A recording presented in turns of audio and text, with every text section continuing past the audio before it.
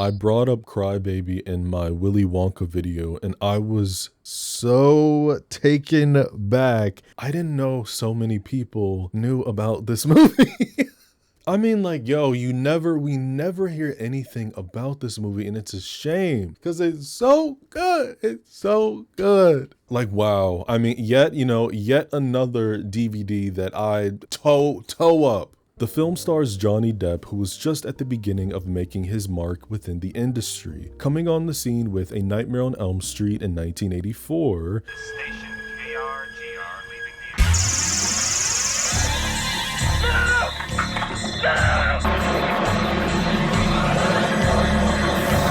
Then he had his 21 Jump Street series from 1987 to 1990, and he wanted to move beyond the teen heartthrob image. So enter Crybaby in 1990. This was his not film debut, but technically his big starring role debut, if you know what I mean. And guess what movie he also starred in that came out only a few months after this one?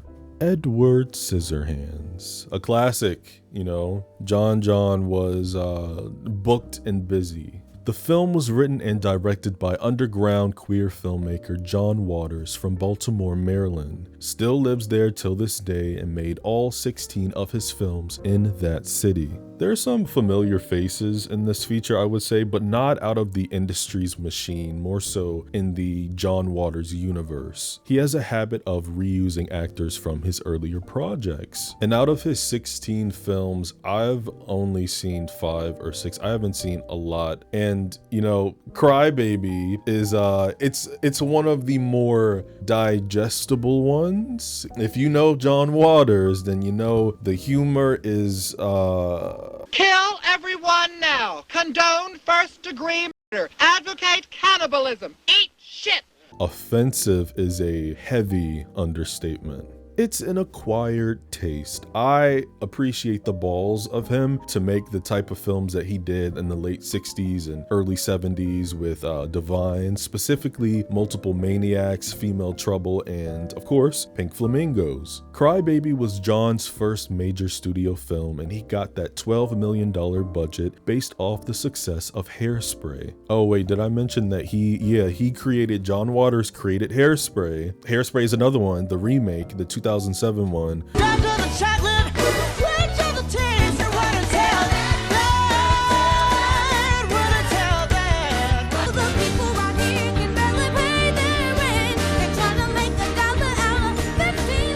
With Michelle Pfeiffer, one of my favorite white women. Those poor runner-ups might still hold some grudges, but I screwed the judges. My girl, Zac Efron. Without love, life is rock and roll without a drummer. Brittany Snow. You better lock up your man before he meets the new girl in town. Who else was in that? Amanda Bynes. In my Eiffel Tower, life was just a hostess snack, but now I've tasted chocolate and I'm never going back. Yup. Ooh, that's another one. That's a good one. There's only a select few of musicals that I can tolerate, okay? And Hairspray, the remake, that's one of them. That's up there, right with this movie. And if you were President Tracy, what would your first official act be? I'd make Everyday Negro Day. But yeah, the original Hairspray was very successful. Those studios was about to kick down his damn door. They was like, all right, buddy, what you got in the vault? Hey, you! Can I ask you a personal question? Is your daughter mulatto? Oh. And I did not have time to hunt down for a nice Crybaby leather jacket, so this is what we're working with, okay? I also ran out of my axle grease for my head. Yeah. Right. So anyway, let's get into Campy's 1950s pastel-coated suburbia with Crybaby from 1990. We open on Franklin High School with our first track of the film, Crybaby by the Bonnie Sisters. The class of 1954 getting their shots, and I know it was a different time, but why are these syringes so fucking big, and what the hell is inside of it? There are two lines going, and on the left, our attention is first put on a clean-cut couple, Baldwin and Allison. In the right lane, two guys are daring their friend to touch this girl's booty, and after one of them pinches her, she turns around with the biggest switchblade I don't even know if that's a switchblade, but that's the biggest switchblade I've ever seen. I have to get me one of them. Hold on. This is Hatchet Face. The wing, eyeliner, and lipstick they're applied on her face. You know, we don't judge. I love a woman who is trained to go, so I don't care. A lanky guy comes traveling up the right line, sneaking his way up to Hatchet Face, who is her partner. This is Milton. Then there's Wanda.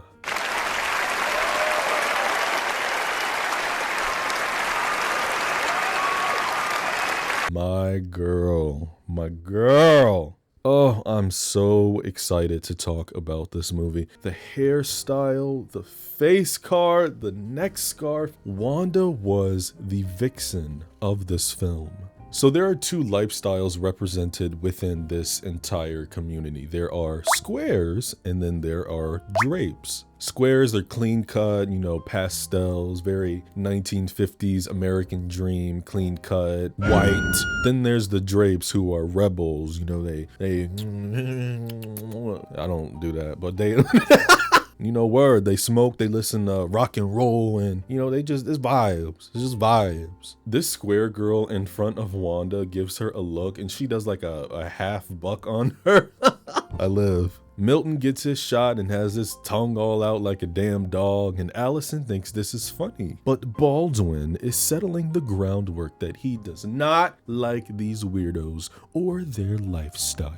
When it's Hatch's turn, she throws her jacket off like, come on, Walter, smack me up. Gangsta bitch. But she low-key moving too much, and I'm surprised blood didn't, like, you know, spurt out. When Wanda gets her shot, she is taking it like a champ and is, getting high on it? I don't And this elder man is mesmerized like, babe, this is a high schooler. Then we meet Pepper, who has a little one in the oven and is casually knitting in the line. The nurse irritably comes to collect her, but she put her hands on the wrong one because she twists that arm and then walks them both back to the table. Baldwin's got his arm all out, positioned, happy-faced, square. Then there's Lenora, who is about to whine until she lays her eyes on our protagonist crybaby, aka Johnny Depp in The Hottest He's Ever Looked, being escorted by 4 boys to the front to get his shot.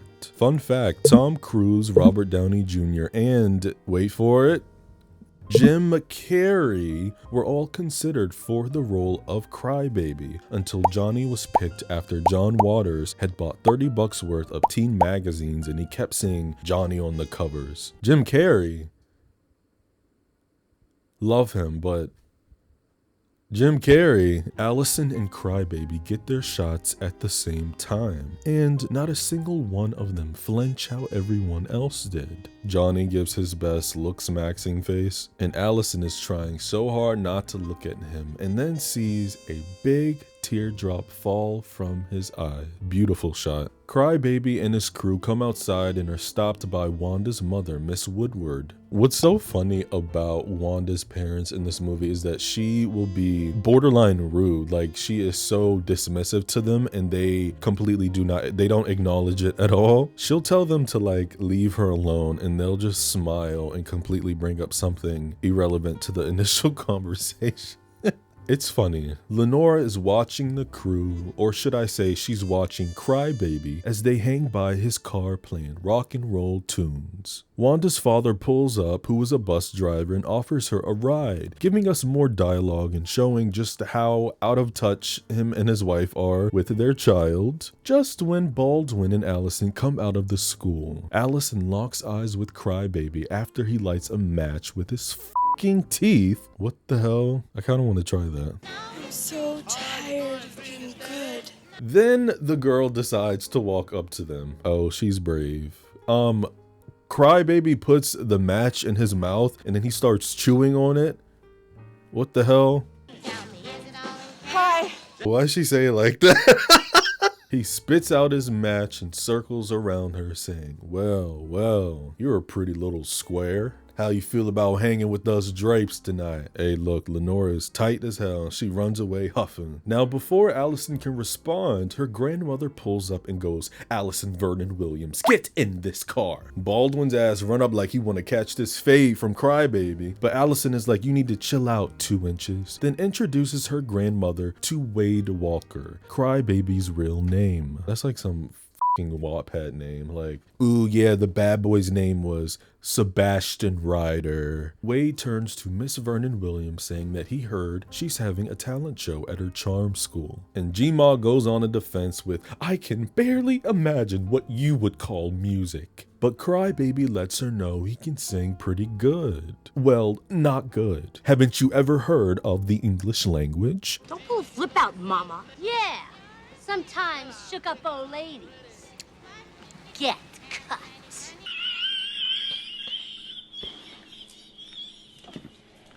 Oh my God. This is a 5-star movie.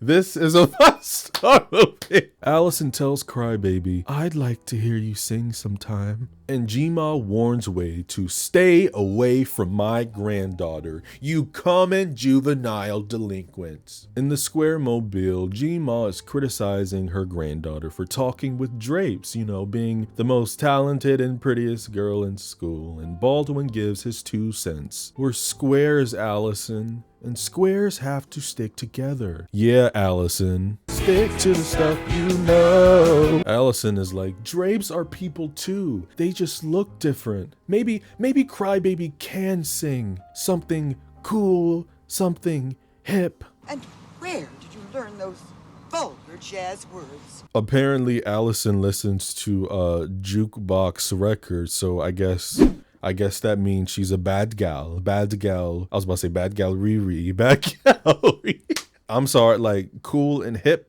or vulgar words. Oh, she wouldn't last 2 seconds with me in the room. She would, yeah, you know, I would say joint, slim, like some DMV slang. She'd be like, She would call me a slur. Baldwin is rubbing all up on her saying Crybaby's music isn't even on the hit parade. And she replies, how can I think when you're always touching me? Yeah, get the f off of her. G-Ma says, I told you, Baldwin, a young lady does not like to be pawed. And the only reason I'm including that line is because the smash cut is hilarious. Like we cut to the Drapes car where Milton is all over Hatchet, touching just all over the neck. They blasting rock and roll. Yeah, sorry, but I will be riding with them because they look fun. Are you kidding me? Pepper turns down the radio saying, I think Crybaby's got a girlfriend. And everyone starts picking on him, singing the kissing in a tree rhyme, and Pepper suggests that Allison is a scrape, part square, part drape. I think she's pretty. The Drapes cross a car on the road to catch up with the Squaremobile just as we hear G-Ma tell Allison that she's too young to know the shameful truth about the Walker boys' family. But be warned,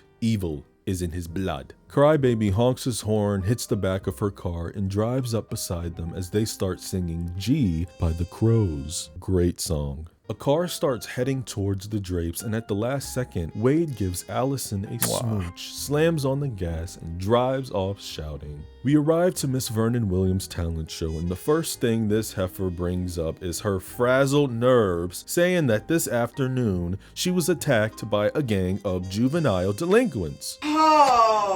Okay, 2 things. 1, nobody attacked you. You got a few threats. Whoa, but that, you know, ain't nobody touch you. Talking about some attacked. And second, not Baldwin and his little punk ass posse doing a weak handover. I'm confused. Cause at the end of the day, y'all not about it. Word. She continues. Juvenile delinquents are everywhere in this community. Boys with long hair and tattoos who spit on the sidewalk. Girls who wear tight slacks. Hysterectomy pants, I call them. And if one of these creatures ever approach you on the street, you are to silently repeat to yourself the 4 B's you learned here at RSVP. And what are they, children? The 4 B's! Beauty, brains, reading, bounty! I'm gonna start taking edibles again.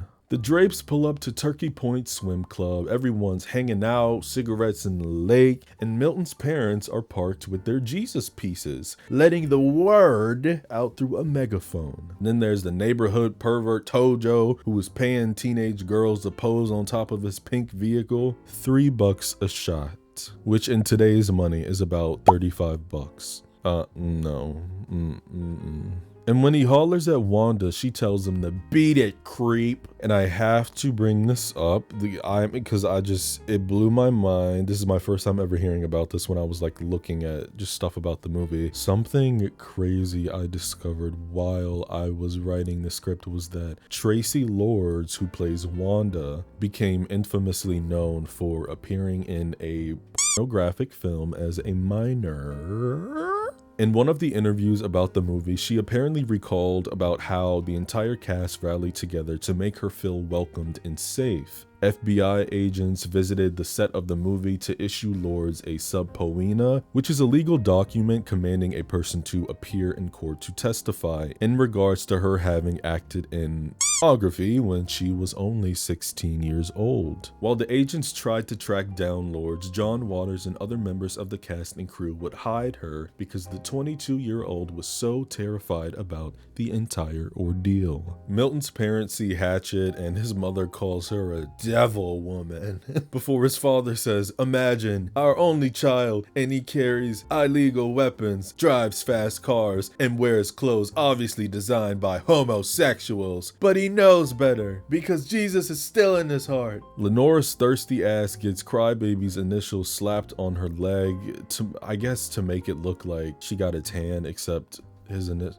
You know what? He is completely unimpressed, and she asks if he can attend with her to the jukebox jamboree, but he says, "I'm solo, sugar." So she resorts to plan B, sexualizing herself. "You want to see these gunboats? I give, Crybaby. I give Bear second on a first date." Oh, that's no. In the sense that, no. You know. Everyone insults her one by one as they walk past, and Pepper lets this chick know that her brother likes his girls bad, Lenora, not cheap.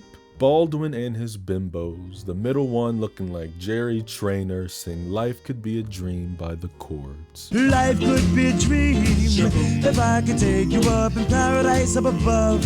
Life could be a dream if I could take you up in paradise up above. Life could be a dream if I could take you up in paradise up above. Cut to Iggy Pop, who plays Uncle Belvedere, who's bathing himself outside in a small metal bucket. I cannot with these damn hillbillies. And then we meet their grandmother, Ramona, played by Susan Terrell. Love this woman. I recognize her from Angel and Butcher Baker Nightmare Maker, two B-horror films that I love. She's inside shooting darts at a board with Allison's grandmother on it. And our first colored person of the film. God damn, it's about time. This is Dupree, who's trying to get Ramona to sell him a shotgun for $10, worth $118 today. But she wants $15, worth $177 today. He's like, "Come on, Ramona, this thing's higher than a pistol." And she gets up out her chair saying, "You want to do business with Ramona Ricketts, or would you rather shop at Sears?" Then throws a dart and says, "Now give me the bread and keep your trap shut." You a hard woman. I'm gonna see you in hell, Dupree. Go on, get out of here. He said, "You a hard woman. I'm gonna see you in hell, Dupree." Dupree runs outside with Pepper's first two kids, Snare Drum and Susie Q, playing Bang Bang. Pepper is like, "Are you guys bothering your grandmother while she's got customers?" And Uncle Belvedere is like, "Hell no, they helped me steal a car." Yo, Snare Drum asks Hatchet to make her monster face. Okay, no, because that's like actually scary. Ramona and Belvedere have been together 10 whole years and are celebrating their anniversary. Ramona gives a nice speech to all her draped children, starting with Wanda. "You sure is pretty in them tight clothes, all painted up like trash." And Milton, "You are everything a man should be. You're young, stupid, and mean." And Hatchet Face, "Oh honey, you're just like me. Now you put the T in tough." so hard that you can eat nails for breakfast. But that's the way a woman's gotta be these days. The couple pull a skull and show Pepper her handmade baby crib before grabbing Crybaby and showing him his gift, a motorcycle. We fade and go to Alice singing a solo performance of A Teenage Prayer. And as she sings, Baldwin pictures her wearing a wedding dress, but Allison is imagining Crybaby.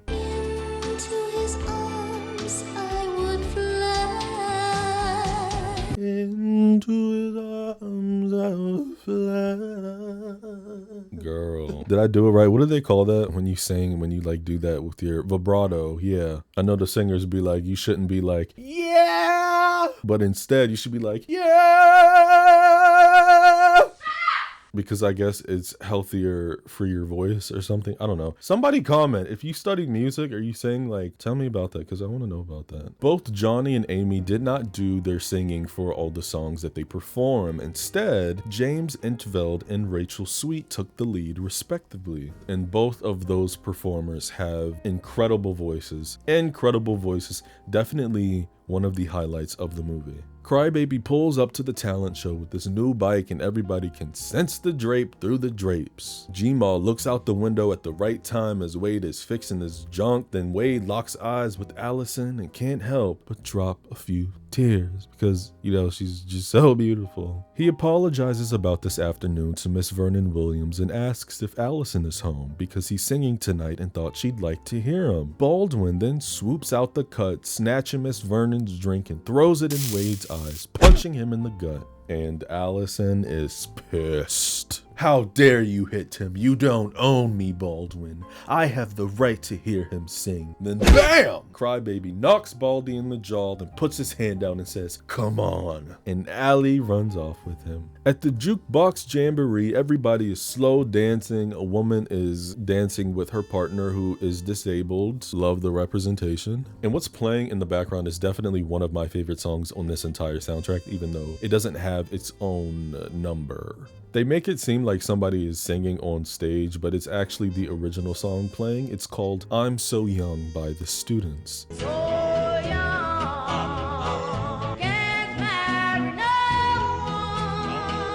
When Crybaby pulls up to the function, Pepper gathers the Crybaby girls and Lenora cannot believe her eyes. Allison's worried she's not gonna fit in with Wade's friends, but he assures her, you're cool, Allison. You just look square, that's all. And underneath, I think you're really hip. This is so funny. Well, the first square to step foot in Turkey Point, Wanda says. Hey, fine, Mama. Welcome to the Jukebox Jamboree.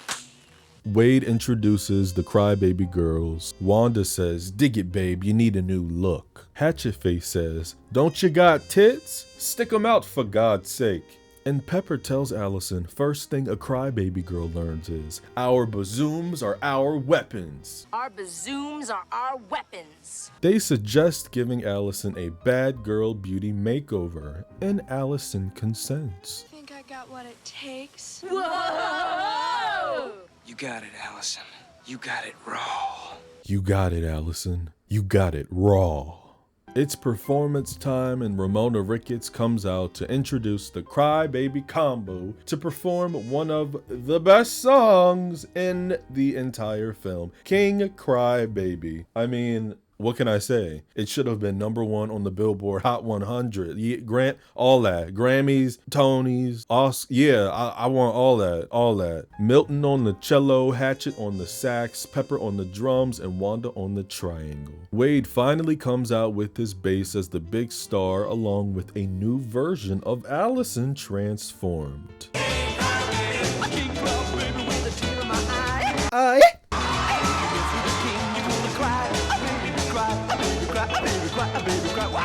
And if you mess with the king, you're gonna cry. Oh, baby, cry. Oh, baby, cry. Oh, baby, cry. Fuck.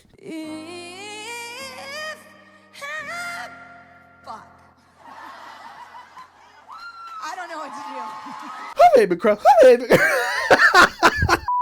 Oh, I can't do it. And all we want is to have some fun. See, I can do that. I can't do the So that's, you know, God telling me to shut the hell up. All right. They even call Allison up to the mic at one point. Oh baby, I need a little bit more. You know, this is rock and roll. And okay, she said, "Let people talk. I don't care." Man, y'all gonna stop playing with Rachel Sweet's vocals. The woman she sung for Allison, Rachel Sweet. I hit. Yep. What's the joint in the ballroom culture? I think it's the middle finger when they be like, "Oh, don't take my black gay card." But yeah, I hear them vocals loud and clear, especially on that last note. Trained vocals, yup. All the drapes are spread out on blankets and getting freaky in the grass, out in the open, baby. Where my privacy at? Crybaby is all in her face like, kiss me hard. But Allison has never given a French kiss before. So he guides her. Just open your mouth, I open mine, and we wiggle our tongues together. It feels real sexy. Oh! What the hell? And it feels real sexy. Like, what am I watching? What am I? Oh my God, how old was I when I saw it? I was like 6. Why the hell was I watching this? In the parking lot, the squares are vandalizing vehicles and painting "Drapes Must Die" because we're so rebellious. Yeah, like this is really what y'all came up with. Like, okay. And what the hell is Baldy doing putting salt in the gas tank? This is so level 1. Where is the creativity? And speaking of Baldy, he locks eyes on Wade's motorcycle and you know they're about to do something. Crybaby is touching all up on Allison, who holds back because she wants to, but she can't for her parents' sake. Both are dead and she's an orphan. But no wonder these two met. You know, the universe works in mysterious ways, guys. Because Wade Walker is also an orphan. Wade is like, I want you. I love you. I need you too, Allison. Like, oh, Slim, y'all just met today. What you talking about? Love. Red flag. Allison, you need to get the ASAP. No Rocky. But you know what? I would have turned him out on that blanket. Ooh, would have gave Mr. Wade Walker the chocolate thunder. Allison reveals her parents had to go on a business trip together. It was their first plane ride and mommy and daddy took separate plates for safety in case one plane crashed. So she would still have one living parent. That is very bleak. Anyway, both planes crashed and she never saw her parents alive again. A strike of lightning hits a tree and Wade gets up throwing a fit. Allison's like, what's wrong, Stink? It's just a thunderstorm. Heat lightning? It's sexy. It's not sexy. Electricity makes me insane. Why, Crybaby? Why? Here's why. Electricity killed my parents. Electric chair.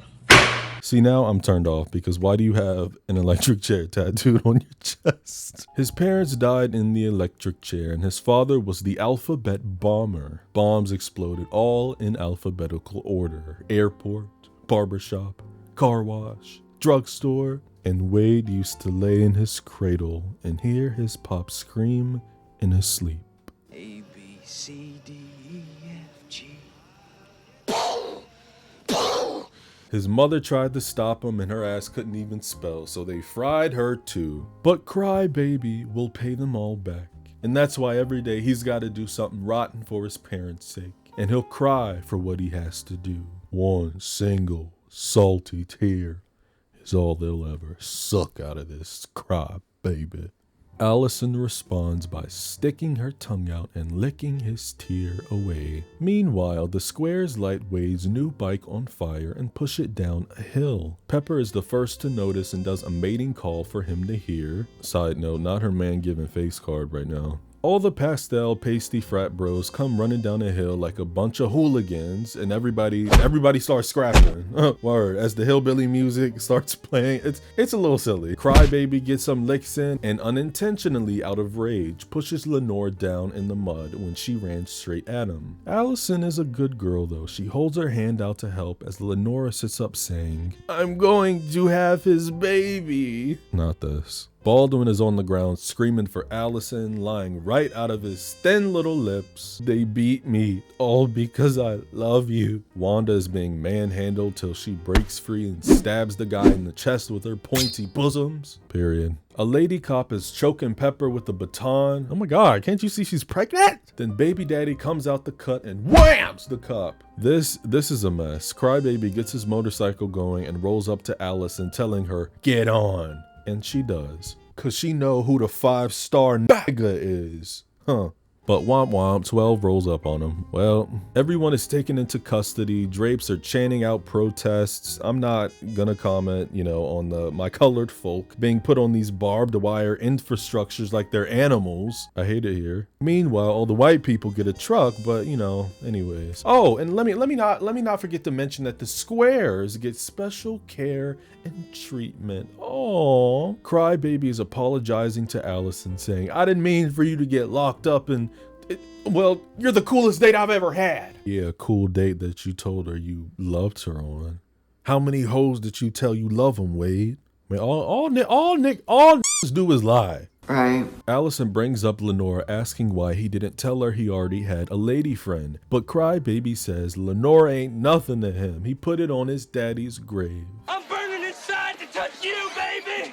I'm burning up inside to touch you, baby. I'm gonna start saying that. G-Mal rolls up to the courthouse looking man, check out this fly ass outfit. Are you kidding me? The hat and the purse are latex with this white coat and the gloves and the waist. Skinny. The judge is berating the Crybaby crew, addressing their parents. Milton's parents were up all night, praying so hard that they've got headaches. And Wanda's parents are smiling, saying, "Wanda, you were on the radio." Wanda turns to them whispering, "Would you just get me the fuck out of here?" And her mother turns saying, "What does fuck mean, Hector?" Oh, it's just the teen nonsense word Wanda uses to make herself feel all grown up. And here we might possibly have the funniest line of dialogue in the entire movie. If you've seen this movie, you know what's coming. Your Honor, could we take Wanda the fuck home? The first 2 times they say the F word, it's like actually bleeped out in the movie because you can only say f a certain amount of times to get a PG-13 rating. Milton's mother starts speaking in tongues. Yo, what is going on? The judge addresses Hatchetface saying, "It's a shame about your face." And she replies, "There's nothing the matter with my face. I got character." That's right, baby. Her parents come out and her mother is in an iron lung. The judge yells at her for having a cigarette in the courtroom and she's like, "Why not? I pay taxes. And what do I get for those taxes? Happiness? Hell no. I get tuberculosis." Oh, Christ! Now I got a flat tire! Now I got a flat tire. The judge decides to release these delinquents to their parents' custody. Ramona and Belle, though, are guilty of disturbing the peace and being fined individually $1,000, which is over $11,800 today. What the hell? Ramona's like, "But that's all we have."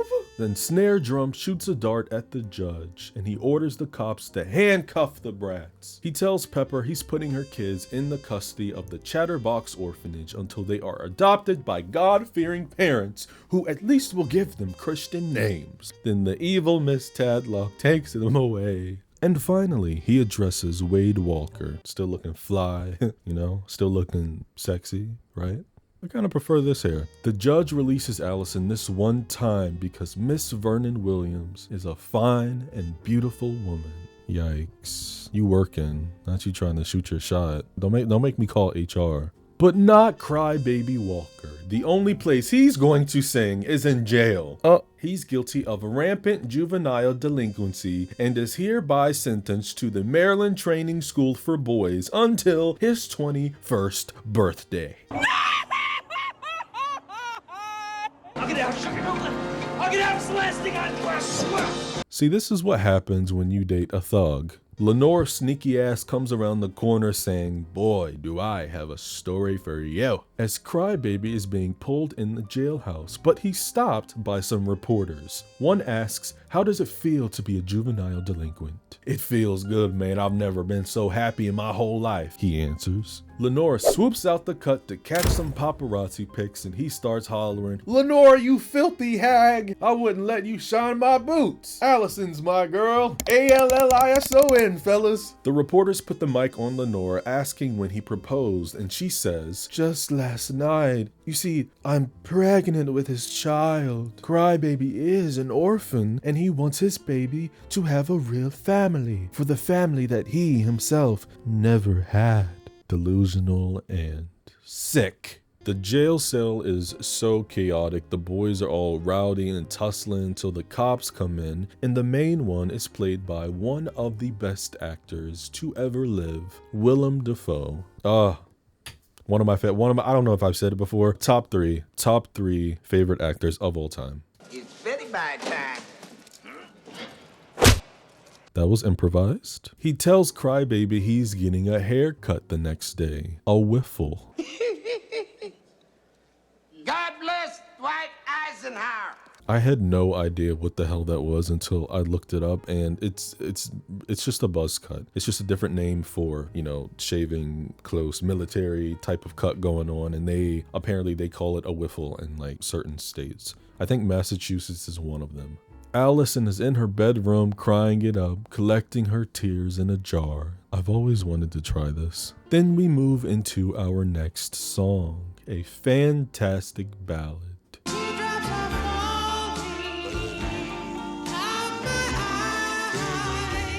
When the song ends, he gets one lick of his tear and goes to sleep. On Allison's end, she drinks all the tears she collected. I just know it tastes salty. Ooh. The next day, Baldwin is leading this dumbass parade in the middle of the street as they slowly hop on beat down to Allison's crib. Miss Vernon Williams is having her skinny breakfast, toast, and the grapefruit as she checks the newspaper, where she sees the picture of Lenora and Wade posing with the ring. Damn, that photographer need a raise because he caught the perfect still.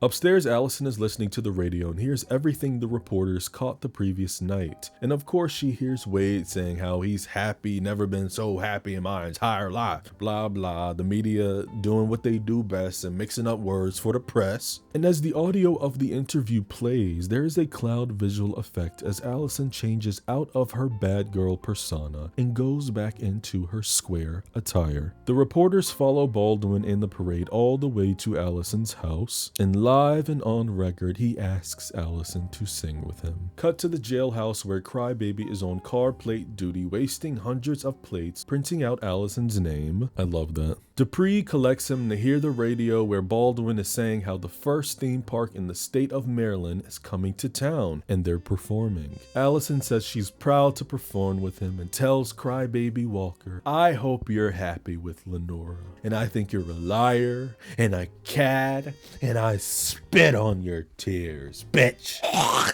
Baldwin says, "I can sing better than Crybaby Walker any day of the week." A goddamn lie. And everyone in the jailhouse starts tapping and banging on beat as Crybaby lets out a big old...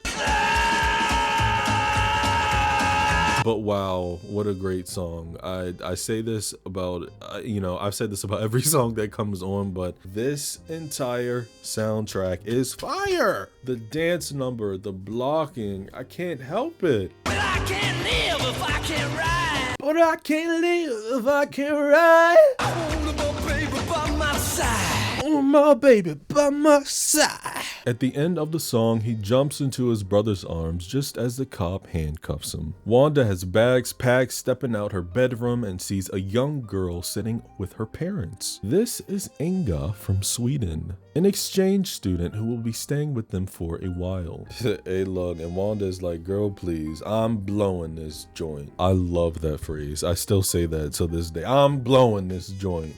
They sit her down and tell her that with all the trouble she's getting in, they have great news. She's going to Sweden this afternoon at 3 o'clock. And Wanda is like, you mean you swapped me for a milkmaid?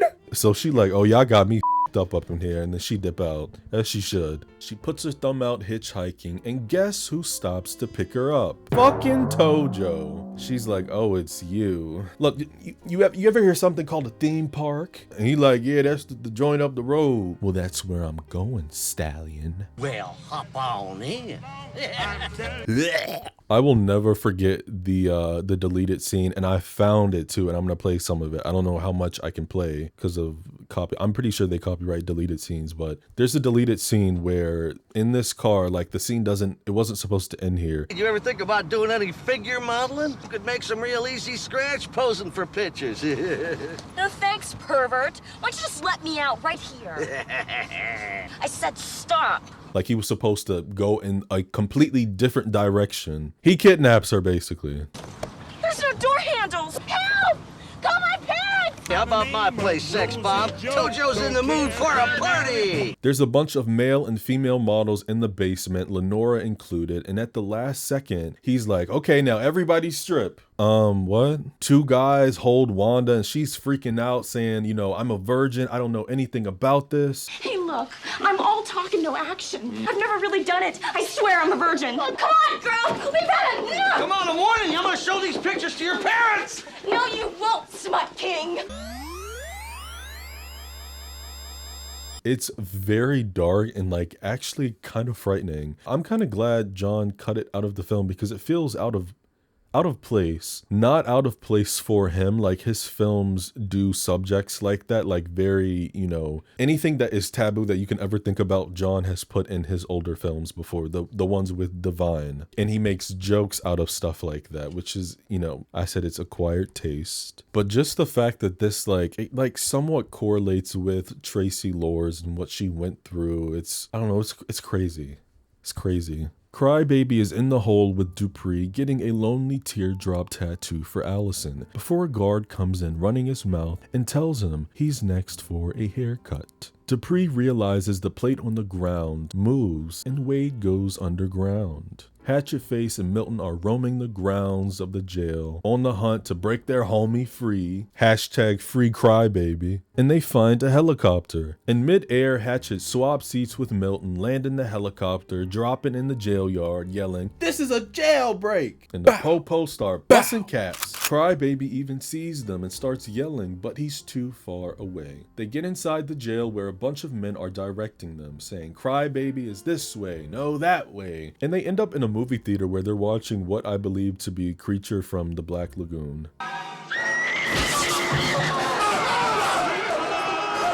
They come out of the fire exit, jump off the balcony and onto a truck. Wade is still crawling through the ground and sees a rat that directs him all the way to freedom. And by freedom, I mean the barber room where he was headed. Ramona, Belle, and Pepper go undercover at the orphanage where Miss Tadlock has a bunch of kids in the windows as displays. Jesus Christ. As if these children are products to help clean the house. Like, oh my god, where is the air supply coming from? That's what I want to know. Pepper finds her kids and says, "These are the kids that we want." But Miss Tadlock says, "Oh, absolutely not." So they rip off their disguises and pull out the gratata. All the kids in the orphanage are freed and they tie Tadlock to a horsey. Get me out of here! Help!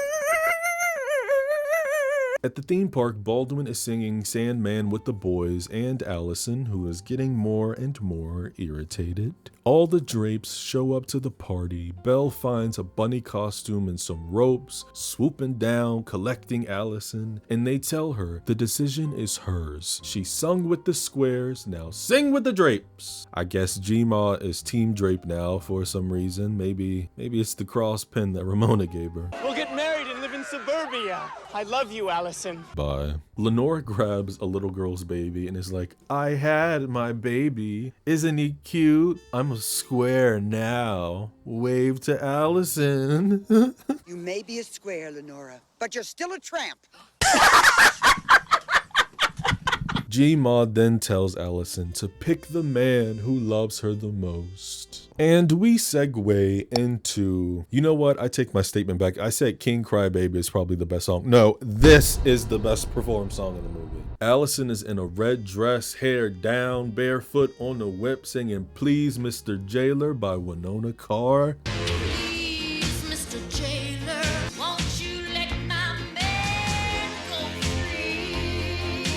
Fantastic song. I love the original. Yeah, please, Mr. Jailer. Please, Mr. Jailer.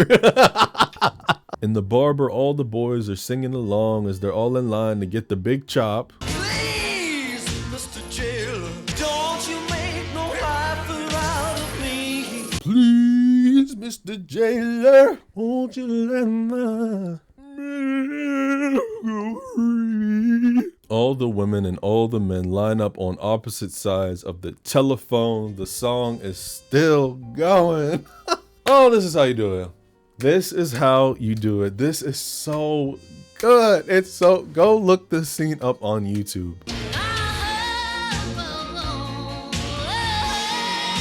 They are getting freaky deaky on this glass. Allison is all on the floor. Wanda's in front of Dupree.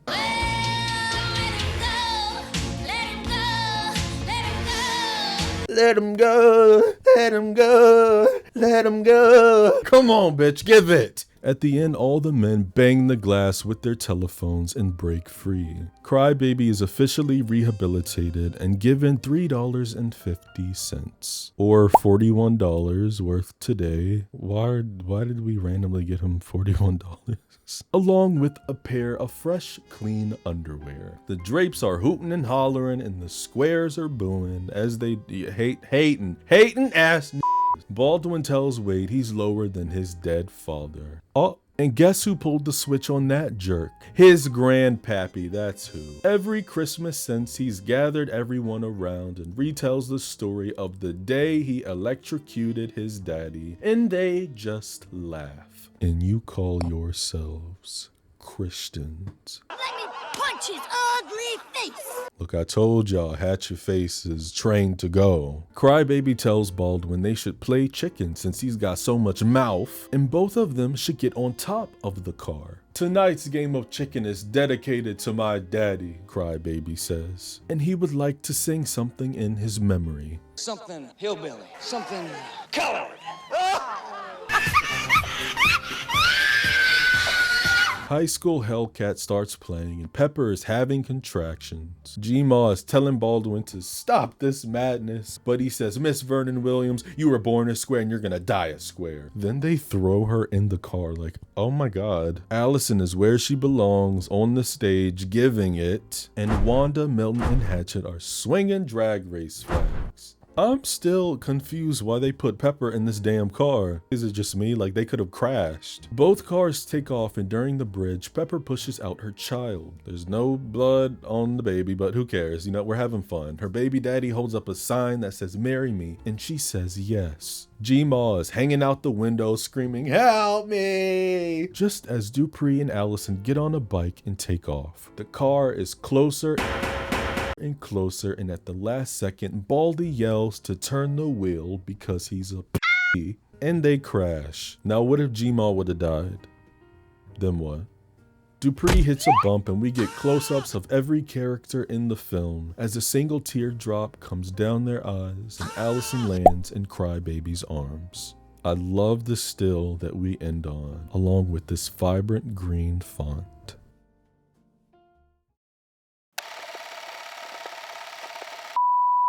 I love this movie, man. You know, it's one of John Waters' best, if you ask me, if not his best ever. The soundtrack has no misses, the over-the-top dialogue. It's, like I said in the intro, this movie is so underrated. I probably look nowhere near somebody who is into musicals, but you know, don't get it twisted. I like me a little, you know, Touch it, touch it, touch it, touch me. I wanna be dirty. And it all started with the Rocky Horror Picture Show, which I discovered through, take a guess, only one of the best and most groundbreaking coming-of-age films to ever hit the cinemas, The Perks of Being a Fucking Wallflower. I mean, come on. Wow. What a film.